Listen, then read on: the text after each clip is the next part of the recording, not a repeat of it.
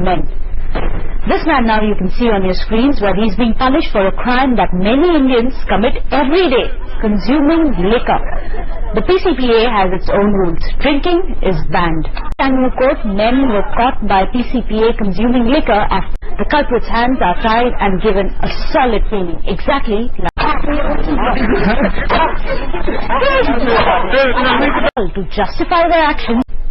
আর আমাদের এই যে আমরা বলে দিচ্ছি সবাইকে যে মদ নিষিদ্ধ, মদ্যপান, এই মদ্যপান নিষিদ্ধ করেছি, তা সত্ত্বেও বেশ কিছু মনে করছি মদ খেয়ে আমাদের জনসাধারণ সমিতির উপর, সদস্যের উপর মারধর হয়েছে। তো সেই সদস্যকে আমরা এখানে আজ গণ আদালতে তাদের আমরা বিচার বসাবো। আমাদের জনসাধারণ এর উপর এই হাত আমরা কোনোদিনই মেনে নিতে পারছি না।